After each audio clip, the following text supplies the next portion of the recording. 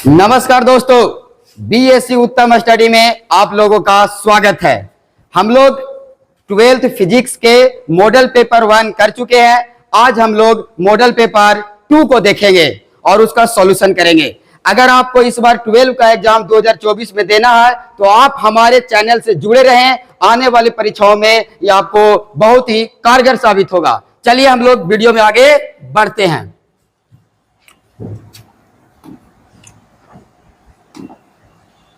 चल देखिए, पहला क्वेश्चन कहता है कि वाहक रेडियो तरंगों पर किसी सूचना के अध्यारोहण की प्रक्रिया का नाम है। तो देखिए बाबू की सूचना कह रहा है, इसका मतलब क्या है?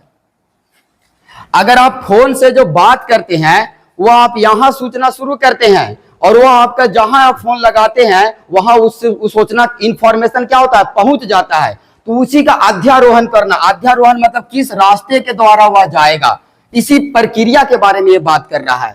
तो देखिए बाबू, दो चीज होता है, एक को बोलते हैं मॉड्यूलेशन और एक को बोलते हैं डीमॉड्यूलेशन।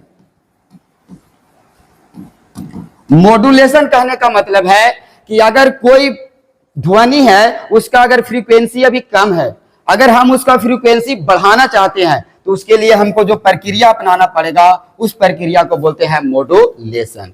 और अगर कोई फ्रीक्वेंसी है जिसका भी रेंज ज्यादा है उसको हम क्या करते हैं, अगर रेंज को कम करना चाहते हैं तो उस प्रक्रिया को हम बोलते हैं डीमॉड्यूलेशन। यानी कि जब हम तरंग भेजते हैं, हम अपने फोन से जब कहीं फोन लगाते हैं तो हमारे फोन से तरंग निकलता है, उसमें दो प्रक्रिया किया जाता है, एक मॉड्यूलेशन और एक डीमॉड्यूलेशन। अगर उसके फ्रीक्वेंसी को बढ़ाना रहेगा तो मॉड्यूलेशन करेंगे और अगर फ्रीक्वेंसी ज्यादा है उसको कम करना है तो उसके लिए हम क्या करेंगे, डीमॉड्यूलेशन करेंगे। तो आइए देखिए क्या कहता है क्वेश्चन। कहता है वाहक तरंगों पर किसी सूचना के अध्यारोहण की प्रक्रिया का नाम है। तो बाबू अध्यारोहण की प्रक्रिया का नाम कुछ है, मॉड्यूलेशन। क्या करते हैं, मॉड्यूलेशन। अगर आप सूचना कहीं भेजेंगे तो वह सूचना अभी छोटा रहेगा, मॉड्यूलेशन करके उसको हम क्या करेंगे, बड़ा करेंगे। चलिए हम लोग क्वेश्चन नंबर 2 पर आते हैं। कहता है कि उपग्रह संचारण में विद्युत चुंबकीय तरंग का कौन सा भाग प्रयुक्त होता है। तो देखिए बाबू, उपचार संचरण, उपग्रह संचरण में पूछ रहा है। तो उपग्रह संचरण में किसका उपयोग करते हैं हम लोग, रेडियो तरंगे का उपयोग करते हैं। आइए हम लोग नेक्स्ट क्वेश्चन की ओर बढ़ते हैं। नंबर 3 देखिए, कहता है बाबू कि एच ऊंचाई के एंटीना से टीवी संकेत अधिकतम दूरी तक प्राप्त किए जा सकते हैं। तो देखिए, तुम घर में टीवी लगाता होगा जी, तो वही बोल रहा है कि अगर हम घर में टीवी लगा दिए हैं तो उसका एंटीना से कितना दूर तक इसका संकेत को हम प्राप्त कर सकते हैं। तो मान के चलिए कि पूरा अर्थ है कि ना, अगर पूरा अर्थ के सरफेस पर हम लोग ऐसे निवास करते हैं तो सरफेस पर तो घर में ऐसे लगा लिया एंटीना। अब देखो तो यह है अर्थ का केंद्र, यहां से यहां का जो दूरी होगा उसको हम क्या बोलेंगे, पृथ्वी की त्रिज्या। नाम दे देते हैं, सेंटर को ओ दे देते हैं, ई वाला पॉइंट को पी दे देते हैं, जहां एंटीना लगल है उसको ए दे देते हैं। अब बताओ कि अगर ये देखो, अगर इसका रेंज निकालना चाह रहे कि एंटीना का रेंज कहां तक रहेगा, तो देखो तो इस प्रकार से अगर दूसरी सतह पर लाते हैं,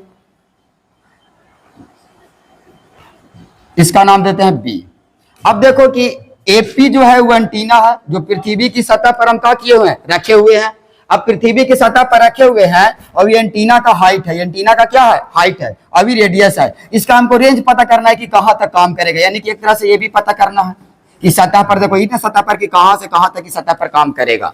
तो देख लो बाबू कि अगर हम हाइट ए बी निकालना चाहेंगे तो ये बताओ, स्पर्श रेखा यहाँ पे 90 डिग्री का कोण बनेगा। अगर ये 90 डिग्री का कोण बनेगा तो ये वाला क्या कहलाएगा, लंब कहलाएगा, ये वाला कर्ण कहलाएगा, ये को लंब कहलाएगा, ये को आधार कहलाएगा। तो ये भी बराबर हो जाएगा r प्लस एच का whole square minus R square. आप इसको सोल्व करेंगे तो आपको इस प्रकार से मिलेगा, आर स्क्वायर कैंसिल हो जाएगा तो एच स्क्वायर प्लस 2rh। अब देखो कि रेडियस जहां बहुत ज्यादा है, पृथ्वी का रेडियस कितना होगा, 6400 किलोमीटर, और तुम्हारा जो एंटीना का हाइट रहेगा वो काफी कम रहेगा। तो जब एंटीना का हाइट ऐसे ही कम है उसका तुम और स्क्वायर करोगे तो ये और क्या हो जाएगा, कम जाएगा। तो जब ये और कम जाएगा रे बाबू, तो जब ये और कम जाएगा तो इसको हम क्या कर सकते हैं, एक तरह से निग्लेक्ट कर देंगे बताओ ऊंचाई के रेडियस के सामने ऊंचाई का वैल्यू बहुत कम है, तो हम केवल किसको कंसीडर करेंगे, रेडियस को। तो यहां से ये भी बराबर तू मान देखेगा तो निकल करके आ जाएगा 2RH। ऑप्शन नंबर में देखो कहाँ है रखल जी, तो देखो ये रूट यहीं तक क्वेश्चन में तुमको दिखाई दे रहा है, लेकिन ये रूट पूरा तक है, √2HR, यानी इसका ऑप्शन नंबर क्या हो गया, ए। चलिए क्वेश्चन नंबर 4 की ओर। कहता है टेलीविजन संचारण में आम तौर से प्रयुक्त आवृत्ति परासे है, यानी कि टेलीविजन संचारण करेंगे तो आवृत्ति कितना से कितना तक रखेंगे। तो देख लो आवृत्ति है 30 से 300 मेगाहर्ट्ज, 30 से 300 गीगाहर्ट्ज, कि 3 से 300 किलोहर्ट्ज, कि 30 से 300 हर्ट्ज। तो देख लो बाबू इसका आंसर हो गया ए, 30 से 300 मेगाहर्ट्ज। मेगा बोल रहा है मतलब 10 के पावर 6, किलो बोल रहा है मतलब 10 के पावर 3, गीगा बोल रहा है मतलब 10 के पावर 9। ये सब क्वेश्चन आपको और आगे देखने को मिल सकता है। वाहक तरंगों पर किसी सूचना के अध्यारोहण की प्रक्रिया को कहते हैं। अभी तुरंत देखो वाहक तरंग माने जो तरंग को ले जाता है, तो ले जाता है उस सूचना को कहा बोलते हैं, मॉड्यूलेशन। चलिए हम लोग नेक्स्ट क्वेश्चन की ओर बढ़ते हैं। कहता है कि दो वैद्युत क्षेत्र रेखाएं एक दूसरे को किस कोण पर काटती है। तो तुम पढ़ा होगा कि दो वैद्युत क्षेत्र रेखाएं आपस में कभी कट नहीं करती है, यानी एक दूसरे के कैसे रहती है, समानांतर, मतलब एक दूसरे को कभी कट नहीं करती है। चलिए अगला क्वेश्चन है कि वैद्युत आवेश का क्वांटम ईएसयू, ईएसयू का पूरा नाम है इलेक्ट्रोस्टैटिक्स यूनिट्स, का नाम है इलेक्ट्रोस्टैटिक्स यूनिट्स। ईएसयू में मान कितना होता है बाबू, 4.78 गुना 10⁻⁻10। कहता है चालक पदार्थ से बने असीमित आवेशित पतली चार की सतह पर निकट स्थित किसी बिंदु पर विद्युतीय क्षेत्र का मान होगा। गॉस थ्योरम में पढ़े ला, ये चैप्टर में मिला होगा आपको कि अगर हम कोई तार को एकदम चादर की तरफ फैला दें तो उसमें कितना आवेश उत्पन्न होगा, अनंत लंबाई के, असीमित लंबाई के है। तब इसका आंसर कितना हो जाएगा, ऑप्शन नंबर सी, σ/2 × ε0। चलिए नेक्स्ट क्वेश्चन की ओर। 9 नंबर क्वेश्चन कहता है जब किसी वस्तु को आवेशित किया जाता है तो उसका द्रव्यमान क्या होगा। जब कोई वस्तु को हम क्या करते हैं, आवेशित करते हैं, तब देखो बाबू इसका द्रव्यमान क्या होगा।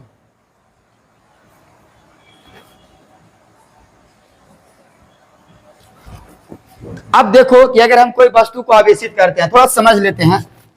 अगर कोई वस्तु हमारे पास है ए और कोई वस्तु है बी, हम ए पर भी आवेश उत्पन्न लगाना चाहते हैं, बी पर भी आवेश उत्पन्न करते हैं, तो आपको पता है कि आवेश तब ये होगा जब चाहे तो कोई इलेक्ट्रॉन को ग्रहण करेगा, चाहे तो कोई इलेक्ट्रॉन किसी को देगा।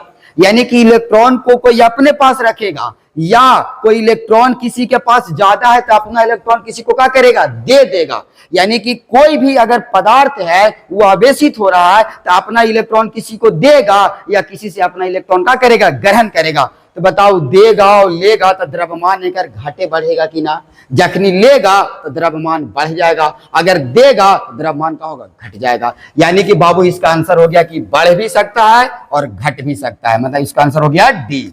क्वेश्चन नंबर 10 की ओर। इलेक्ट्रॉन का विशिष्ट आवेश होता है। देखो विशिष्ट आवेश की परिभाषा है कि इकाई केजी में किसी वस्तु पर जितना आवेश उत्पन्न होगा उसी को हम क्या बोलेंगे, विशिष्ट आवेश। तो देखो पढ़ा होगा कि एक इलेक्ट्रॉन पर आवेश होता है 1.6 × 10⁻⁻19 कूलम, लेकिन एक इलेक्ट्रॉन पर, अब एक इलेक्ट्रॉन का मास कितना होता है, 9.1 × 10⁻31 kg। ये तो अभी 1 kg से बहुत कम है, तो 1 kg इलेक्ट्रॉन में कितना आवेश होगा। तो जब तुम कहा करोगे रे बाबू कि एक इलेक्ट्रॉन का द्रव्यमान इतना, एक इलेक्ट्रॉन पर आवेश इतना, तो 1 kg का जब तुम आवेश कैलकुलेट करोगे तो तुम्हारे पास मान निकल के आएगा 1.8 × 10⁻11 कूलम पर kg। चलो अगले क्वेश्चन की ओर बढ़ते हैं। क्वेश्चन नंबर 11 कहता है वैद्युत क्षेत्र में किसी द्विध्रुव को घुमाने में किया गया कार्य होगा। अगर वैद्युत क्षेत्र में हम द्विध्रुव उत्पन्न कर रहे हैं, बहुत बार बोल रहे हैं, पिछली वीडियो में भी बोले थे हम कि द्विध्रुव जब जब बोलेगा बाबू तो समझ जाना कि एक के तरफ पोल पॉजिटिव और एक के तरफ पोल निगेटिव, मतलब द्विध्रुव है। अगर एगो के तरफ नीचे से बल लगेगा तो एगो के तरफ क्या लगावेंगे, ऊपर से बल लगावेंगे। अब इसके कारण ये छड़ केवल क्या करेगा, घूर्णन करेगा। जैसे देखो ये छड़ है, ऊपर से बल लगावेंगे तो इधर की ओर ढूलेगा, अगर इधर से नीचे से बल लगावेंगे तो इधर, तो इसके कारण अगर कोई वस्तु पर अगर बल घूर्णन लग रहा है तो कि उस बल के कारण केवल क्या करेगा, घूर्णन करेगा। चलिए यानी कि इसका आंसर कितना होगा बाबू, कि अगर घूर्णन करता है तो इसके द्वारा किया गया कार्य W बराबर mE 1 माइनस cos थीटा। चलो अगले क्वेश्चन पर बढ़ते हैं।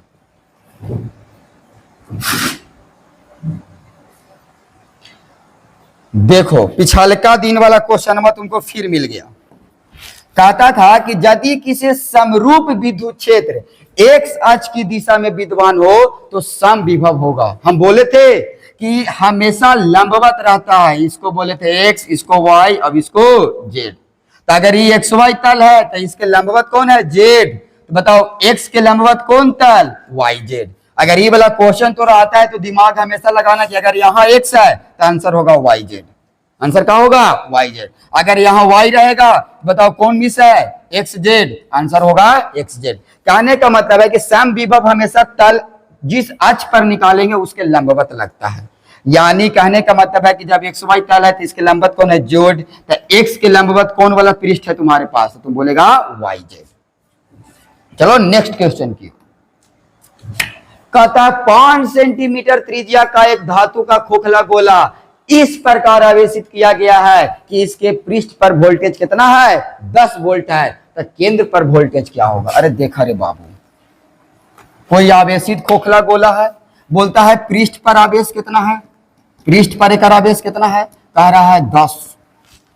5 सेंटीमीटर है, पृष्ठ पर वोल्टेज कितना बोल रहा है, 10 वोल्टेज। तो तुम बोला होगा कि गोलीय पृष्ठ कैसा रहता है, समविभव, मतलब इसमें धारा का प्रवाह नहीं होगा। तो धारा का प्रवाह नहीं होगा मतलब कि वोल्टेज में डिफरेंस नहीं होगा, यानी समविभव पृष्ठ होगा। यानी कि बताओ इसके अंदर भी वोल्टेज उतने होगा जितना पृष्ठ पर वोल्टेज है। समविभव कहने का क्या मतलब है कि जो वोल्टेज यहाँ वही वोल्टेज यहाँ धारा प्रवाह होगा, लेकिन अगर वोल्टेज में अंतर, यहाँ 10 वोल्टेज और यहाँ 0 वोल्टेज, तो वोल्टेज में अंतर मतलब विभवांतर, तो धारा का प्रवाह होने लगेगा। अगर गॉस थ्योरम के अनुसार बोलता है कि किसी बंद खोखला आवेश में अगर तुम आवेश दोगे तो सारा आवेश केवल सतह पर वितरित हो जाएगा, अंदर प्रवेश नहीं करेगा। काहे कि अंदर के पृष्ठ में सगरो विभव क्या है, समान है। तो विभव समान है तो जो वोल्टेज यहाँ वही वोल्टेज कहाँ रहेगा, केंद्र पर भी। कहता 5। नेक्स्ट क्वेश्चन 14 देखिए, इसका आंसर कितना होगा, 10 वोल्ट। कहता 5 माइक्रोफैराड धारिता वाले संधारित्र को 20 किलो वोल्ट तक आवेशित करने में आवश्यक ऊर्जा का मान होगा। देख लो रे बाबू, ऊर्जा का फार्मूला होता है U बराबर 1/2 CV²। यानी C कहाँ है, संधारित्र, V कहाँ है, वोल्टेज। देख लो यहाँ यूनिट पहले सेम तुमको करे पड़ेगा रे बाबू। यानी 5 माइक्रोफैराड है, यानी C का वैल्यू दे ले 5 माइक्रोफैराड। माइक्रो का मतलब होता है 10⁻⁻⁶ फैराड। किसका मान दे ले है, C का मान। वोल्टेज का मान देखो, V का मान कितना दिया हुआ है, 20 किलो वोल्ट, 20 × 10⁻³ वोल्ट। अभी रख दिए तोर सामने फार्मूला, रख करके इसको सॉल्व कर लेना। C का मान रख देगा कितना, 5 × 10⁻⁻⁶। V का मान कितना रख देगा, 20 × 10⁻³ और उसका होल स्क्वायर। सॉल्व करेगा तो U का मान निकालोगे, U का मान निकल कर कितना आएगा, सॉल्व कर ही दे रहा है देख लो। अगर हम 1/2 तो 1/2। C का मान कितना रे बाबू, 5 × 10⁻⁻⁶। V का मान देखो तो कितना, V का मान 20 × 10⁻³। तो 20 का स्क्वायर करेंगे तो 400 और 10⁻³ का स्क्वायर करेंगे तो 10⁻, प्लस में माइनस में तो कैंसिल, 2 से 200, यानी कितना बचा, 10, 5 दूनी 10, 2 0, 10 पर 2 0, यानी 1000। 1000 बोले मतलब कितना, 1 किलो जूल। क्या बोलेंगे, 1 किलो जूल आंसर। चलो नेक्स्ट क्वेश्चन की ओर 15।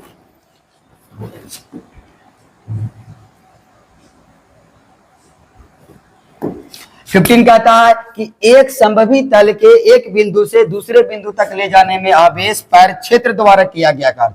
अरे देख ले बाबू, कई बार बोल रहा समविभवी। समविभवी में कोनो कार्य करे पड़ेगा। समविभवी मतलब विभव समान, विभव समान तो धारा बहेगा। जब धारे न रहेगा, आवेश न रहेगा तो केकरा तो ढोके ले जाएगा। यानी कहने का मतलब है कि इसमें कोई काम करना नहीं पड़ेगा। इसका आंसर क्या हो गया रे बाबू, शून्य। चलिए अगला क्वेश्चन की ओर 16। कहता है एक 10 ओम के तार की लंबाई को खींचकर 3 गुना लंबा कर दिया जाता है। यानी 10 ओम का एगो तार है, इसको खींच करके कहां कर दिया गया है, 3 गुना लंबा कर दिया जाता है। तो तार का नया प्रतिरोध होगा। अरे देखो कोई तार है तो और सामने, चलो इस तार को तू क्या किया है, घींच करके लंबा के। देखो घींच कर लंबा करने का मतलब है कि तरवा को जब तुम लंबा करोगे तो ये पतला हो गया होगा। कैसन हो गया रे बाबू, देखो जब घींच के एकरा लंबा करेंगे तो यानी कि लंबाई बढ़ेगा कहां से, जब इसका मोटाई क्या होगा, कमेगा। यानी कि लंबाई हो गया 3 गुना। तो तुम समझो कि अगर यहाँ क्षेत्र क्रॉस सेक्शनल एरिया का क्षेत्रफल था ये, तो यहाँ क्षेत्रफल हो जाएगा 1/3। क्षेत्रफल का हो जाएगा 1/3। तो अब तुम फार्मूला लगा लो कि प्रतिरोध R बराबर formula rho L by A। बताओ लंबाई 3 गुना तो 3L, एरिया देखो कितना हो गया 1/3।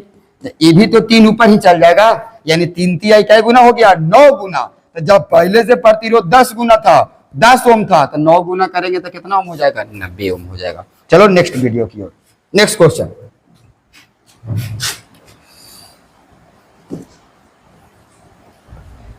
कहता है एक 220 वोल्ट और 1000 वाट बल्ब को 110 वोल्ट स्रोत से जोड़ा जाता है, तो बल्ब के द्वारा खपत की गई शक्ति होगी। देखो रे बाबू, शक्ति P बराबर फार्मूला का होता है VI। तब वोल्टेज तो थोड़ा ही दे दिया, अगर करंट निकाल के रख दोगे तो अप्लाई कर देंगे। करंट कैसे निकलेगा, क्योंकि पहलका वाला वोल्टेज दिले है 220, शक्ति दिले है P बराबर कितना दिले है 1000 वाट। कितना दिले है 1000 वाट। तो जानता है कि P बराबर होता है VI। तो P बराबर VI, तो यहाँ से I बराबर अगर तुम निकालेगा तो क्या निकलेगा, I बराबर P/V। बताओ P का मान कितना 1000 और V का मान कितना 220। रख दा, I निकल गया ना 1000/। देखो V बराबर कितना 110, और इसका मान कितना 1000/220। 110 दूनी 220, 220 से 500। बताओ रे बाबू शक्ति कितना एकड़ हो गया 500 वाट। 500 वाट। चलो नेक्स्ट क्वेश्चन की ओर। कहता है कि तापक्रम बढ़ाने पर यदि प्रतिरोध घटता है तो वह है। बड़ी क्वेश्चन ही पूछता है रे बाबू, कंफ्यूज कर जाओगे। चलो देखो दिखाते हैं, 2-3 चीज है। एक है चालक, एक है अर्धचालक और एक है अचालक। चालक जिसमें विद्युत धारा आसानी से प्रवाहित हो जाए, अचालक कहीं प्रवाहित ना हो, और अर्धचालक कभी कभी प्रवाहित कर दे और कभी कभी प्रवाहित नहीं करे। यानी अर्धचालक ओकरा बोलते हैं कि कुछ पैसा वैसा दे दिया तो काम कर दिया और ना पैसा दिया तो काम नहीं किया। तो अर्धचालक कहता है कि हमको तुम पैसा ना दो, ताप दो, ताप दोगे तो हम चालक जैसा काम करेंगे, और ताप नहीं दोगे तो हम चालक जैसा काम नहीं करेंगे। चलो देखो इधर कहता है कि तापक्रम को हम क्या करते हैं, बढ़ाते हैं। तो देखो 2-3 क्वेश्चन यहां से है। एक है रे बाबू चालक और एक है अर्धचालक। तो अर्धचालक को पहले निपटारा करेंगे। बताओ अर्धचालक आसानी से चलने देता है विद्युत धारा, नहीं। कहता है कि हमको गर्म करोगे तब करेंगे।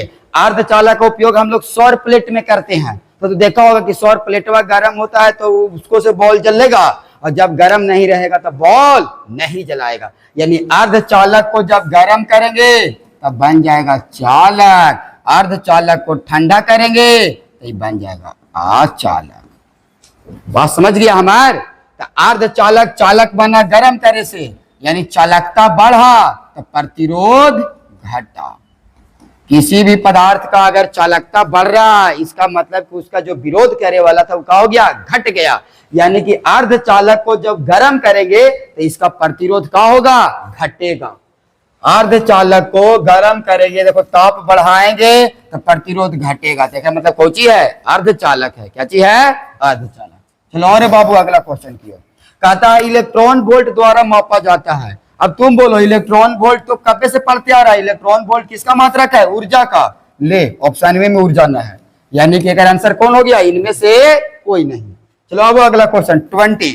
कहता ताप वैद्युत युग में प्रवाहित धारा को कहते हैं। अरे बाप रे बाप।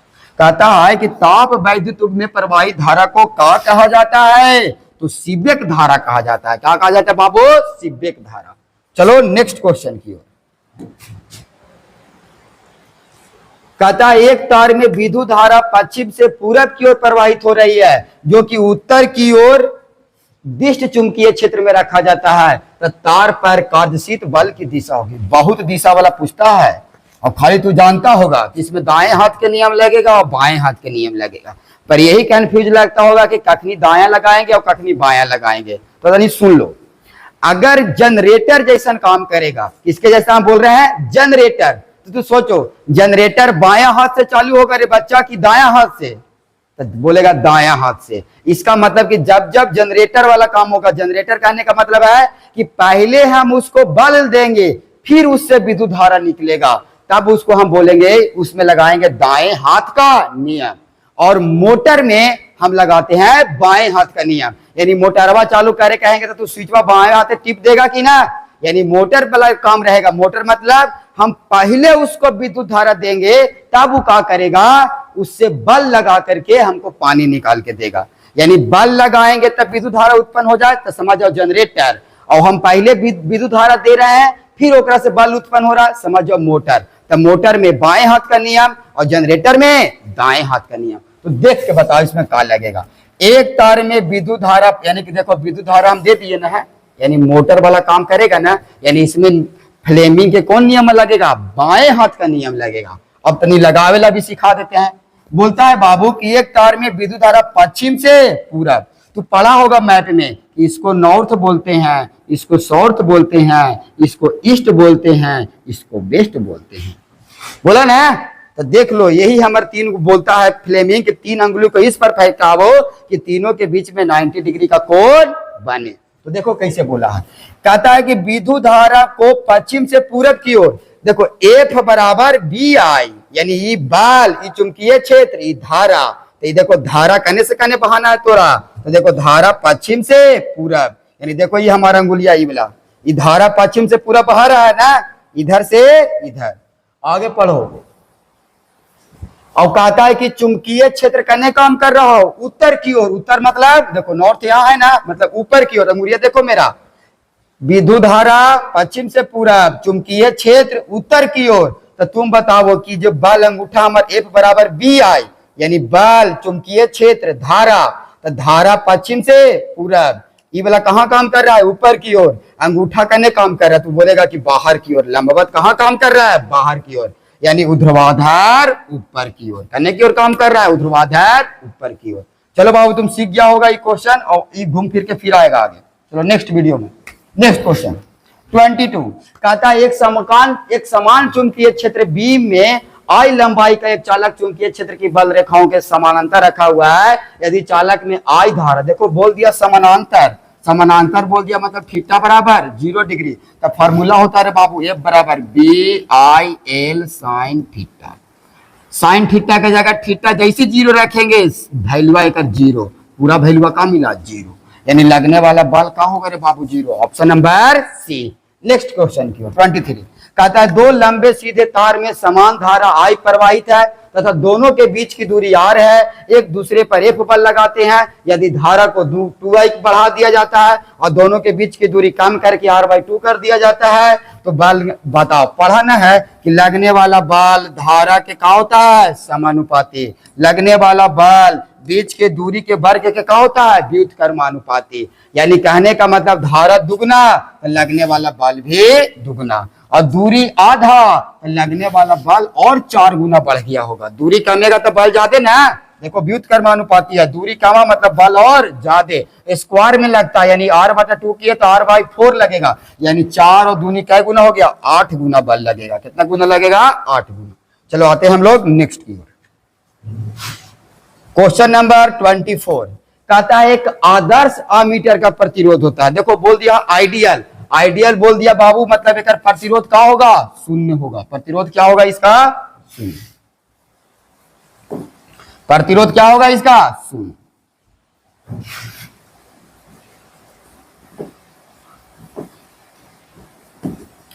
देखो बोल दिया कि आदर्श अमीटर का प्रतिरोध क्या होता है, तो कितना होगा, शून्य। कहता है आदर्श वोल्ट मीटर का प्रतिरोध अनंत। दोनों क्वेश्चन बड़ी पूछता है। अमीटर श्रेणी क्रम में लगता है, वोल्ट मीटर समानांतर क्रम में लगता है। कहता है स्टील के एक तार चुंबक का चुंबकीय घूर्ण M है। कहता उसे अर्धवृत्ताकार चाप में मोड़ने पर उसका चुंबकीय आघूर्ण होगा। समझा रहे हैं, थोड़ा सा टाइम दो, देखो इसको भी सॉल्यूशन के साथ कर रहे हैं। देखो क्या बोला, बोला है बाबू कि स्टील के एक तार चुंबक है जिसमें चुंबकीय आघूर्ण एम है। पहले ले लेते हैं, वो चुंबक है, नॉर्थ साउथ होगा, एक लंबाई रहेगा एल, ध्रुव प्रबलता एक का रहेगा एम, इसमें जो चुंबकीय आघूर्ण लगेगा वो एम इंटू का लगेगा एल लगेगा। इसी चुंबकवा को मोड़ के अब अर्धवृत्ताकार बना दिया। देखो ऐसा डेंजर वाला बना दिया थोड़ा, देखो ऐसे बना दिया। इसी चुंबकवा को क्या किया, मोड़ करके अर्धवृत्ताकार बना दिया। अर्धवृत्ताकार तो सेंटर, यहां से यहां की दूरी को रेडियस और यहाँ की दूरी को क्या बोलेंगे, रेडियस। तो बताओ चुंबकीय आघूर्ण एम तो यही रहेगा, यानी कि जो ध्रुव प्रबलता वही ध्रुव प्रबलता यहाँ भी रहेगा। लेकिन बताओ यहाँ लेंथ एल था, अबरी एल ही तो गोलाकार में ना बट गया, यानी कि अबरी यहाँ नॉर्थ रहेगा और यहाँ साउथ रहेगा। तो जो मोमेंट निकलेगा वो एम गुने कितना निकलेगा, 2r। एम गुने क्या लगेगा बाबू, 2r लगेगा।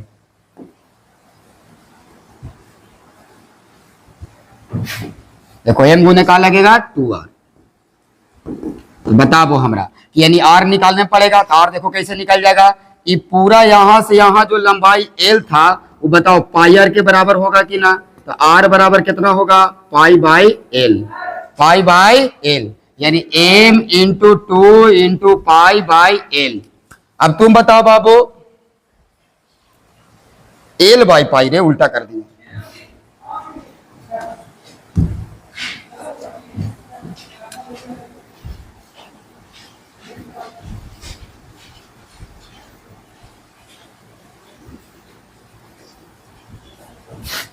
थोड़ा सा देखो, एल बराबर पाई बाई का हो गया आर, यहां से अगर हम आर निकालेंगे तो क्या मिलेगा, एल बटा पाई। रख दो यहाँ, आर बराबर कितना रखेंगे, एल बटा पाई। बताओ एम इंटू एल को क्या बोलेंगे, देखो एम इंटू एल को क्या बोलेंगे, एम, ई एम इंटू 2 बटा का मिला पाई, यानी 2m बटा पाई। ऑप्शन देखो कहां पे 2m बटा पाई है, देखिएगा तुमको ऑप्शन मिलेगा सी। चलो नेक्स्ट क्वेश्चन। कहता एम चुंबकीय आघूर्ण वाले छड़ को दो समान टुकड़े में तोड़ा जाता है तो प्रत्येक नए टुकड़े का चुंबकीय आघूर्ण होगा। तो ये भी देख लो। अब बताओ, पहले था बाबू एम साउथ नॉर्थ और लंबाई था एल, बीच से इसको तोड़ दिया मतलब लेंथ का हो जाएगा छोटा, ये भी l/2, ये भी l/2, तो आघूर्ण का हो जाएगा m into l/2, m into l/2। तो बताओ पहले से आघूर्ण था ml, अब का हो गया आधा होकर, आधा मतलब m/2। कहता स्थायी चुंबक के लिए किसे छोटा होना चाहिए, धारणशीलता। बताओ धारणशीलता कम रहेगा तो बनेगा, निग्रहणशीलता ये भी नहीं, दोनों। चलो इनमें से कोई नहीं। चलो अब क्वेश्चन नंबर 29। कहता कैसे, यदि चुंबकीय प्रवृत्ति का मान 595.6 है तो उसके सापेक्ष चुंबकशीलता होगी। बाबू जे रहेगा वही मार देना। 595.6 है, एक आंसर का होगा 595.6। चलो क्वेश्चन नंबर नेक्स्ट पढ़ते हैं हम लोग। परमाणु नियॉन की चुंबकीय आघूर्ण बराबर होती है, किसके बराबर होती है रे बाबू, 1/2 म्यू बी के बराबर। कहता है चुंबकीय प्रेरण के समय के साथ बदलने पर किसी बिंदु पर उत्पन्न होता है। बताओ चुंबकीय प्रेरण तो चुंबकीय क्षेत्र उत्पन्न होगा। चलो नेक्स्ट बढ़ते हैं आगे। कहता है ट्रांसफार्मर हमेशा एसी पर काम करता है बाबू। ट्रांसफार्मर किस पर काम करता है, हमेशा एसी पर, डीसी पर नहीं काम करता, जल जाएगा। ट्रांसफार्मर का कोड बनाने के लिए देखो, ट्रांसफार्मर के कोड रहता है नर्म लोहा का, किसका रहता है, ऑप्शन देखो कैसे बना दिया है, नर्म लोहा तो ना देख रहा, लेकिन देखो लिख लिया मुलायम इस्पात, ये तो हुआ नर्म लोहा। कहता ताप्त तार एमीटर मापता है प्रत्यावर्ती धारा का कैसा मान। तो देखेगा बाबू मूल औसत वर्ग धारा, कैसा मापता है, मूल औसत वर्ग धारा। चलिए आइए, कहता है किसी ऊंचाई चीज स्टेप अप ट्रांसफार्मर के, क्या बोल रहा है बाबू, किसी स्टेप अप के ट्रांसफार्मर के प्राइमरी और सेकेंडरी में क्रमशः N1 और N2 लपेटे हैं। बता दे रहे हैं, एक ट्रांसफार्मर होता है स्टेप अप और एक ट्रांसफार्मर होता है स्टेप डाउन। स्टेप अप कहने का मतलब है कि वोल्टेज उसमें बढ़ेगा और स्टेप डाउन का मतलब है कि वोल्टेज उसमें कमेगा। यानी वोल्टेज अगर हमको ज्यादा चाहिए तो स्टेप अप लगाएंगे, अगर वोल्टेज हमको कम चाहिए तो क्या लगाएंगे, स्टेप डाउन। तो यहाँ देखो स्टेप अप लगाया मतलब इसको वोल्टेज ज्यादा चाहिए। अब वोल्टेज ज्यादा चाहिए तो दो बाइंडिंग रहेगा, एगो को बोलेंगे प्राइमरी बाइंडिंग और एगो को सेकेंडरी बाइंडिंग। तो जिधर वोल्टेज ज्यादा चाहिए उधर पट्टी लपेटा की संख्या क्या रहना चाहिए, ज्यादा। तो स्टेप अप है तो इधर ना हमको वोल्टेज ज्यादा चाहिए, यानी N2 ग्रेटर देन रहेगा किससे, N1 से। चलो देखिए, आज हम लोग 35 क्वेश्चन देख लिए हैं, आगे हम लोग नए वीडियो में मिलेंगे, तब तक जय हिंद।